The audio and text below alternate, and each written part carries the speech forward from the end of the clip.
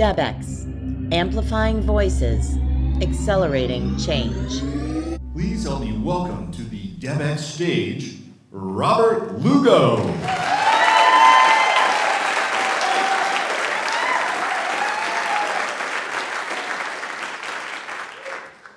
Let me tell you a little story. For most of my life, I had this dream of crossing an ocean in a sailboat. I imagined the romance and the adventure, the challenge of doing something few have ever accomplished.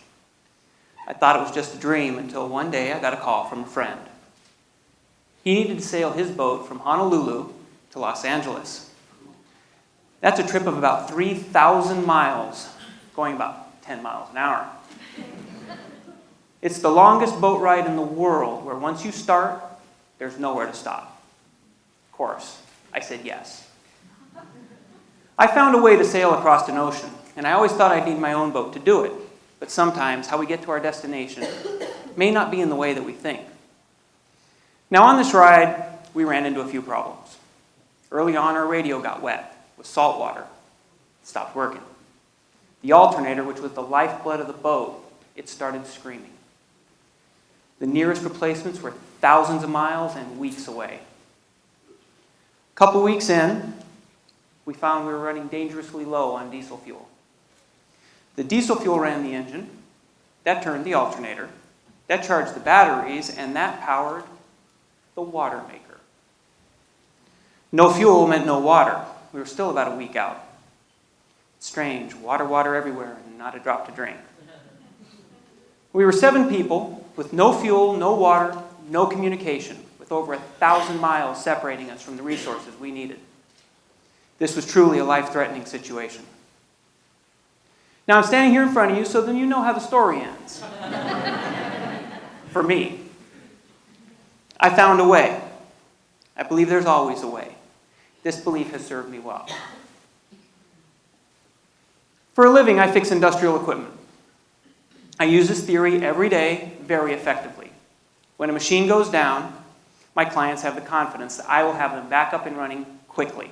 I use my theory of there's always a way, and I usually find one. Now, this theory that there is always a way is just that. It's a theory. Is it really the truth? I don't know. Where I live my life like this, I find that I have power, and a lot of power. But I don't always live my life like this. In fact, working on this very speech, I got stuck like someone trying to cross a wash after a monsoon storm. I couldn't see a way. I couldn't see a way to be on this stage tonight, but someone else could. Sometimes it took eyes other than my own to see a way that I can't. Once I was reminded that there's always a way, it took me 2 weeks to finish what had been taking me 2 months. Now, I bet you use this theory every day. You find a way to get your child to do their homework. You find a way to get that new client at work. You find a way to get your cat to stay off the kitchen counter.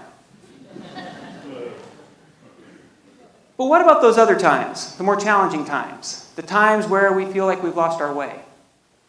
Times where you've lost your job or your marriage isn't working, or your dog is so excited to see you that she pees on the floor every single time you walk in. These are the times when you forget that there's a way and you stop moving forward. You give up, and that makes sense because if you think there's no way, why are you going to continue? Like when your wife says she wants a divorce. You could do what most people do, cut ties, and only speak to each other at funerals. Or you could remain friends. Because believe it or not, there's a way to make that happen too. I am great friends with my ex-wife. Sometimes, to find a way though, you got to really want it. But there is always a way. Now, one great example of this is Apollo 13. They were on their way to the moon, and they had a cascade of failures. Suddenly, the moon was off the table. They just wanted to get home. They were a world of there's always a way. Using duct tape, cardboard, and a plastic bag, they were able to filter their air. They didn't land on the moon, but they got home. Now, if they didn't think there's always a way, do you think they would have gotten home? Well, that's the same question we had about our boat trip. Remember my boat trip? That's my best example of there's always a way. So here we are, a postage stamp-sized plastic bathtub floating in the world's largest ocean with no water, no communication, and we were dangerously low on fuel. This was not the idyllic sailing trip I had envisioned. But we found a way. Now, sometimes finding a way may mean changing your perspective. Like if you think something's over and dead, you treat it like it's dead and you leave it alone or you throw it away. Kind of like some relationships. But this idea helped me with the radio on the boat. Because what do we typically do with electronics when they fail?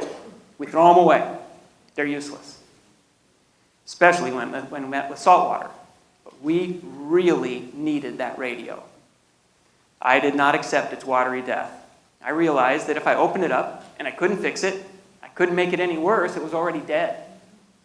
So I opened it up. I found some corrosion on a board, and I got a toothbrush and some alcohol and scrubbed the corrosion off, and we were back on the air. We now had our communication. Sometimes finding a way means getting down and dirty. You got to be willing to do some work.